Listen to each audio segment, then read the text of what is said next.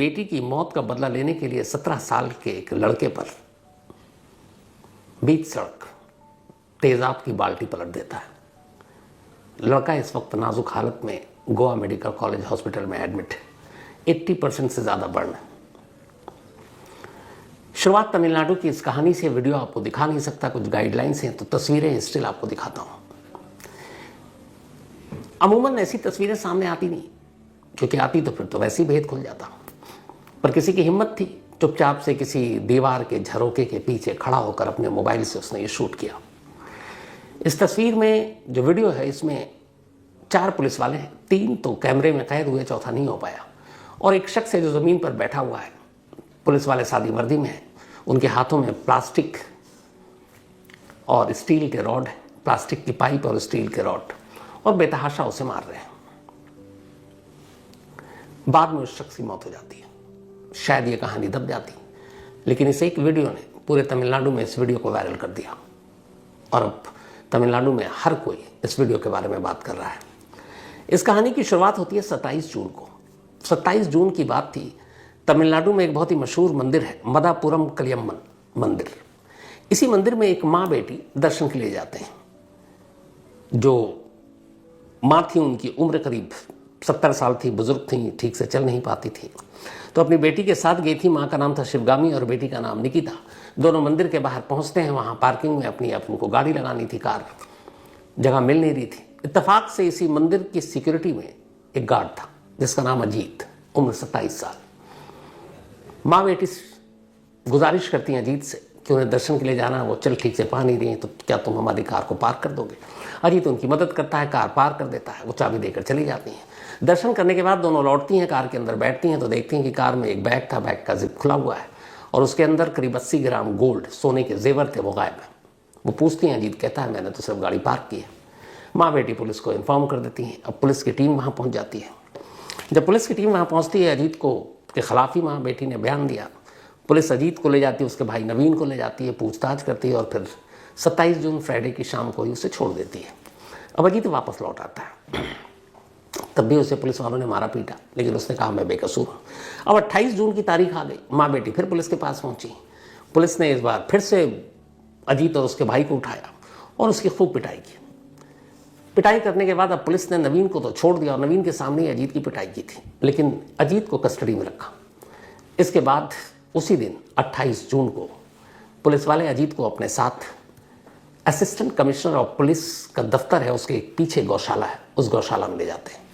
ये जो वीडियो है ये उसी गौशाला की है। वहाँ ले जाने के बाद अब 4 पुलिस वाले लेकर गए। उन्होंने स्टील के रॉड, लोहे के पाइप से अजीत को पीटना शुरू किया, और पीटते पीटते हालत ये हुई कि वो वहीं बेहोश होकर गिर गया। पुलिस वाले घबराए, उसे पास में उठाकर एक थिरुपुवनम अस्पताल है, वहाँ ले गए। अस्पताल वालों ने देखा, उन्होंने कहा कि भाई इसकी हालत तो बहुत गंभीर है, तो यहाँ इलाज हो नहीं सकता। पुलिस वाले और घबराए और उसे फिर लेकर भागे शिवगंगई सरकारी अस्पताल। वहाँ ले जाने के बाद उसका इलाज शुरू हुआ, लेकिन वहीं उसी अस्पताल में अजीत की मौत हो गई। अब अजीत की मौत हो गई, उसके बाद भी ये मामला शांत था।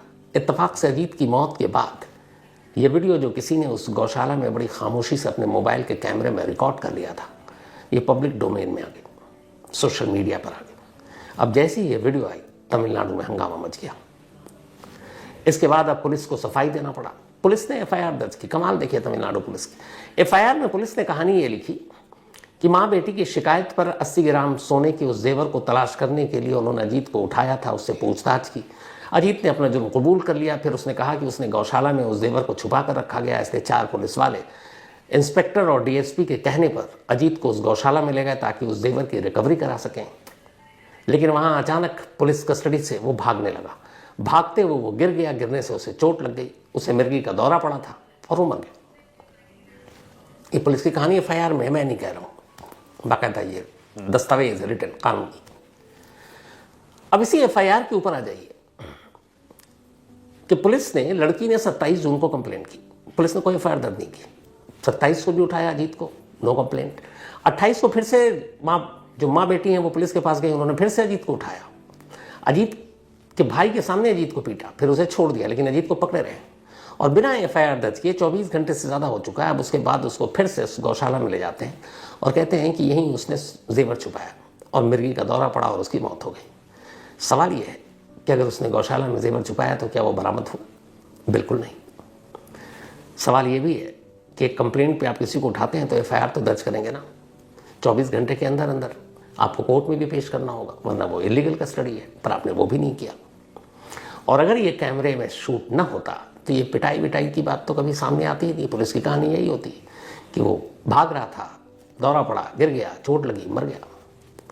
लेकिन ये वीडियो इस बात का सबूत है कि कैसे पुलिस कस्टडी के अंदर एक शख्स का खुद पुलिस वाले कत्ल कर रहे हैं। ये लाइव मर्डर है कैमरे पर। और ये कोई चौंकाने वाली बात नहीं है। तमिलनाडु में पिछले 4 सालों में ये 31वीं पुलिस कस्टडी में हुई मौत है।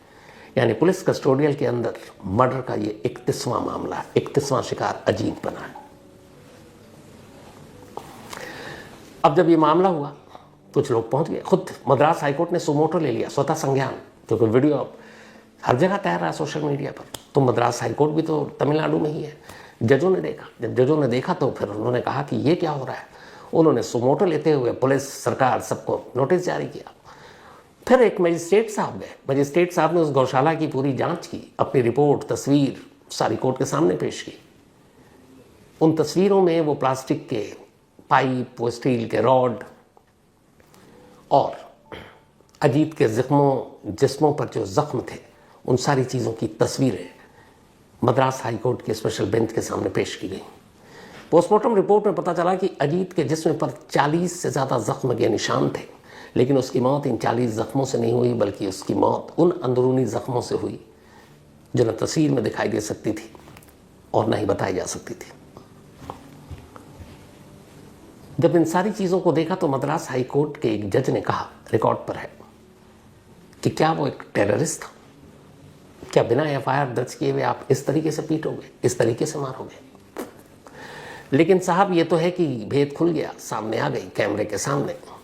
वरना पुलिस कस्टडी एनकाउंटर, जो मैं बार बार कहता हूँ, इसी तरीके से लोग मारे जाते हैं। कायदे से कानून उनका कत्ल करता है। ये पुलिस कस्टडी में हुई एक मौत नहीं है, ये पुलिस कस्टडी में एक कोल्ड ब्लडेड मर्डर है। और क्या किया तमिलनाडु सरकार ने? 4 जो पुलिस वाले थे उन्हें सस्पेंड करके अरेस्ट कर लिया, एक जो वहाँ के सुपरिटेंडेंट ऑफ पुलिस थे उनको ट्रांसफ़र कर दिया, बस ख़त्म। और ये इतिहास है कि तमिलनाडु में पिछले 4 सालों में जो 31 कस्टोडियल डेथ हुई है, उनमें जितने भी पुलिस वालों को सस्पेंड किया गया, अरेस्ट किया गया, वो सब बरी हो गए, फिर बाद में उनकी बहाली हो गई और अभी अलग अलग जगहों पर ड्यूटी पे है। इस केस में भी अगले 3-6 महीने के अंदर ये किसी और थाने में पोस्टिंग पा चुके होंगे। पर अजीत जैसे लोगों का क्या? तो कस्टडियल डेथ के मामले में या एनकाउंटर के मामले में हमारा पूरा देश एक, फिर वो कश्मीर से कन्याकुमारी तक या इधर से उधर तक कहीं भी हो, एक ही जैसे। ऐसा नहीं है कि कोई एक स्टेट पाक साफ हो, बस ऐसा है कि बीच बीच में ऐसे सबूत सामने आ जाते हैं, ऐसे जिंदा सबूत जिनको देखकर आप मुंह फेर ही नहीं सकते। अब वो 27 साल का अजीत सोचिए, जिसके भरोसे पे उसकी माँ, जवान लड़का, मौत हो गई, जेवर मिला नहीं। बल्कि जिन माँ बेटी ने कंप्लेंट की थी अजीत की, जब उन्हें पता चला और उन्होंने ये वीडियो देखा, उन्हें भी अफसोस है कि काश वो कंप्लेंट ही ना करती, क्योंकि उनका मकसद सिर्फ इतना था कि उनकी चोरी गई चीज़ें वापस मिल जाएं। उनका मकसद ये नहीं था कि उनकी चोरी गई चीज़ों के बदले में पुलिस किसी की जान ले ले। आज उन्हें भी अजीत की मौत पर अफसोस है। तो ये live murder police custodial custody के अंदर। अब आइए अपनी दूसरी कहानी की तरफ चलते हैं। गोवा, नॉर्थ गोवा। मंडे यानी कल की बात है, ये सुबह 17 साल का एक लड़का ऋषभ कॉलेज जाने के लिए घर से निकला। उसके पिता हमेशा उसको बस स्टॉप तक अपनी स्कूटी पर छोड़ा करते थे। कल भी निकले और घर से नॉर्थ गोवा में एक धारगलिम हाईवे है, उसी धारगलिम हाईवे के एक बस स्टॉप पर हमेशा की तरह, रोजाना की तरह, ऋषभ के फादर ने अपने बेटे को ड्रॉप किया और उसी स्कूटी से वो वापस घर लौट गए, क्योंकि बस थोड़ी देर के बाद आ जाती।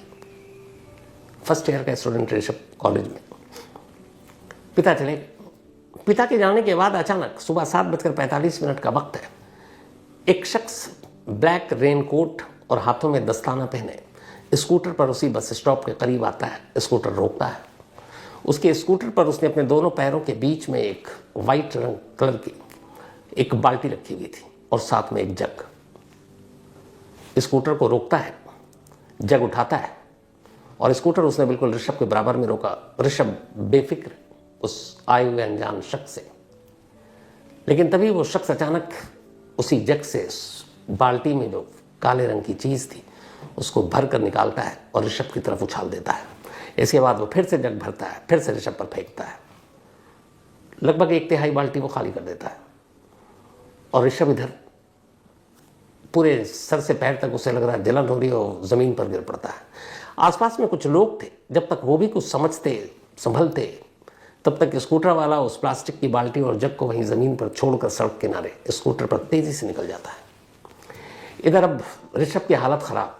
आसपास के लोगों ने देखा, बड़ी मुश्किल से ऋषभ ने अपना फोन निकाला और एक शख्स को दिया। उसने कहा ये मेरे पापा का नंबर है, आप उनको फ़ोन मिला दीजिए। उस शख्स ने फ़ोन मिलाया। पापा अभी जस्ट उसको छोड़कर घर पहुंचे थे। फ़ोन करने वाले ने कहा कि आपका बेटा यहाँ जख्मी हालत में पड़ा है। वो बदहवास वापस स्कूटी पर आते हैं। ऋषभ की हालत देखकर दहल उठते हैं। सर से लेकर पैर तक उसके जिस्म लगभग जल रहा था। फौरन उसे लेकर गोवा मेडिकल कॉलेज हॉस्पिटल ले जाया जाता है। वहाँ उसे इमरजेंसी वार्ड में ले जाया जाता है। डॉक्टर देखते हैं, अलग अलग चीज़ों के एक्सपर्ट डॉक्टर बुलाए जाते हैं। 80% बर्न था। उसकी दाहिनी आंख जल चुकी थी, दाहिनी तरफ के बॉडी का ज़्यादातर हिस्सा जल चुका था, क्योंकि जब वो जग से उसके ऊपर फेंका जा रहा था, बाल्टी में जो काले रंग की चीज़ थी वो कुछ और नहीं, एसिड तेज़ाब था। वो तेज़ाब जो किसी को भी जला कर रखते। तो वही तेज़ाब ऋषभ पर फेंका गया था। उस अनजान शख्स ने फेंका था। बाल्टी भर कर लाया था, 1/3 खाली कर गया था। डॉक्टरों ने अब देखा 80% से ज़्यादा बर्न, अंदरूनी भी ऑर्गन पर असर पड़ा। प्लास्टिक सर्जन से लेकर बाकी के एक्सपर्ट्स बुलाए गए। इस वक्त भी ऋषभ उसी गोवा मेडिकल कॉलेज हॉस्पिटल में जिंदगी और मौत के बीच जूझ रहा है। उसकी हालत नाजुक है। अब जब ये सब कुछ हुआ, उधर पुलिस को खबर मिली। पुलिस फौरन मौके पर पहुंचती है। पुलिस के साथ फॉरेंसिक टीम, डॉग एक्सपर्ट सब पहुंचता है। वहाँ पुलिस जब जाती है तो उसे अजीब सी चीज़ दिखाई देती है। वही सड़क किनारे एक बाल्टी सफ़ेद रंग की और उसमें काली काली कोई चीज़। फौरन पता चल जाता है कि ये एसिड है। पास में वो जग भी था। अब पुलिस सारी चीज़ें उठाती है। चश्मदीद कुछ बस स्टॉप पर जो थे उनसे पूछती है। इत्तफाक से उनमें से किसी ने उसे स्कूटर का नंबर नोट कर लिया था जिस पे वो अनजान शख्स आया था। उस स्कूटर के नंबर के ज़रिए पुलिस उसके मालिक का पता करती है तो पता चला कि उस शख्स का नाम नीलेश। पुलिस अब उसे ढूंढती है। उसके मोबाइल के नंबर के ज़रिए पता चला वो गोवा महाराष्ट्र बॉर्डर के पास एक गाँव है, वहाँ पर है। पुलिस की टीम वहाँ पहुँचती है। अब सोमवार की शाम हो चुकी थी, लेकिन नीलेश उनके हाथ लग जाता है। पुलिस नीलेश को पकड़कर गोवा लाती है। उससे पूछताछ होती है। बिना ज़्यादा किसी मेहनत और कोशिश के नीलेश अपना जुर्म कबूल करता और कहता है कि हाँ, उस लड़के ऋषभ पर तेज़ाब मैं नहीं फेंका। पुलिस पूछती है तुमने ऐसा क्यों किया? एक 17 साल का कॉलेज जाने वाला लड़का, उससे तुम्हारी क्या दुश्मनी है? तब नीलेश बताता है कि 1 महीने पहले मई में इसी साल उसकी 17 साल की एक बेटी संदिग्ध तौर पर मारी जाती है। उसकी मौत हो जाती है। फिर जो पूरी कहानी थी वो ये थी कि असल में नीलेश महाराष्ट्र के रहने वाले थे। महाराष्ट्र और गोवा बॉर्डर के पास एक गांव है, वहीं पर बेटी को गोवा में अच्छे स्कूल में पढ़ाना था। उन्होंने अच्छे स्कूल में दाखिला दिला दिया। अब नीलेश काम के सिलसिले में खुद महाराष्ट्र में रहते, तो गोवा में नीलेश के एक साला यानी कि उनकी बेटी का मामा रहा करते थे। नीलेश की बेटी अपने मामा के घर पर रहकर स्कूल में पढ़ाई कर रही थी। उसी स्कूल में उसकी मुलाकात ऋषभ से हुई। ऋषभ और नीलेश की बेटी में दोस्ती हो गई। धीरे धीरे वक्त बीता, 12वीं का एग्ज़ाम दिया। अब दोनों के रास्ते अलग हो गए। ऋषभ ने गोवा में एक कॉलेज में दाखिला ले लिया, लेकिन नीलेश की बेटी अब किसी और जगह थी। इसी बीच में अब दोनों का मिलना मिलाना भी कम हो गया। मई के महीने में एक रोज़ नीलेश की बेटी ऋषभ के घर पहुंच जाती है और वहाँ जाकर कहती है कि हम दोनों में दोस्ती है, प्यार है, तुम हमसे दूर होते जा रहे हो। तब तक ऋषभ के पेरेंट्स आ जाते हैं। वो उन्हें समझाते हैं और फिर उससे कहते हैं कि देखो अब तुम ऋषभ को भूल जाओ और दोबारा इधर मत आना। इसके बाद नीलेश की बेटी घर लौट आती है, सदमे में चली जाती है, नींद की गोली खा लेती है। नींद की गोली खाने के बाद उसे उल्टियाँ आती हैं। उसे अस्पताल ले जाया जाता है, लेकिन डॉक्टर तमाम कोशिश के बावजूद उसे बचा नहीं पाते और मई में ही नीलेश की बेटी की मौत हो जाती है। बेटी की मौत से पहले नीलेश को ये पता चल चुका था कि उस दिन जिस दिन इसने नींद की गोली खाई थी वो कहाँ गई थी, और उसे ऋषभ और उसकी दोस्ती के बारे में भी पता था। बेटी की मौत का सदमा नीलेश बर्दाश्त नहीं कर पाया। उसे लगा कहीं ना कहीं उसकी बेटी की मौत के लिए ऋषभ जिम्मेदार है, और बस उसी दिन से उसने तय किया कि वो अपनी बेटी की मौत का बदला लेगा। तरीका सोचता रहा और आखिरकार उसने एसिड के जरिए ऋषभ पर हमला करने का फैसला किया। फिर उसने बाजार से तेजाब खरीदा, बाल्टी में भरा, रेकी की। उसे पता था कि ऋषभ कॉलेज कितने बजे जाता है, बस स्टॉप पर कब पहुंचता है, वापस कब आता है। सुबह चूंकि वक्त भीड़ कम होती है, लोग कम होते हैं, इसलिए उसने सुबह का वक्त चुना। और मंडे, सैटरडे, संडे के बाद कॉलेज खुला और वो दूर था। उसने देखा जैसे ही ऋषभ को उसके फादर ड्रॉप करके चले गए, वो करीब गया। रेनकोट पहने हुआ था, चेहरा छुपा हुआ था, हाथ में दस्ताने थे ताकि तेजाब से हाथ उसका न जले, और उसने जग से भर भर कर नीलेश पर तेजाब फेंका और वहां से निकल गया। गोवा पुलिस के मुताबिक गिरफ्तारी के बाद जब उसने सारी कहानी सुनाई, नीलेश के चेहरे पर कोई भी पछतावे का भाव नहीं था। उधर गोवा मेडिकल कॉलेज में ऋषभ का भी इलाज चल रहा है। हालत सीरियस है, डॉक्टर उसे बचाने की कोशिश कर रहे हैं। अब इस कहानी का सबसे बेचैन करने वाला पहलू यह है कि एक तरफ एक लड़की है जिसकी 17 साल की वो भी थी, उसकी मौत हो गई। एक तरफ एक लड़का है जो उस लड़की का दोस्त था। अब इन दोनों की दोस्ती के बीच में बहुत सारी चीजें थी। लड़की को लगा कि जिससे उसकी दोस्ती है वो उससे दूर हो रहा है। वो उसके घर जाती है, फिर लौटती है, फिर सदमे में जाती है, फिर जो भी कदम उठाती है। उसके बाद उसकी मौत हो जाती है। अब लड़की के बाप को यह लगता है कि उसकी बेटी की मौत के लिए वो लड़का जिम्मेदार है, और फिर वो ये तेजाब से हमला करता है। इसे कहां से हम जस्टिफाई कर पाएंगे? हम कैसे कह पाएंगे कि एक बेटी की मौत का एक बाप ने ऐसा बदला लिया तो अच्छा किया? बिल्कुल नहीं, क्योंकि कानून की नज़र में ये एक जुर्म है, किसी की भी जान लेना, उसको नुकसान पहुंचाना। लेकिन ये कहानी अपने आप में सोचने पर मजबूर करती है कि आखिर इसको लेकर हम सोचें क्या, कहें क्या। तो आप भी सोचिए, आपको लगता है आप लोग अपनी राय जरूर दीजिएगा।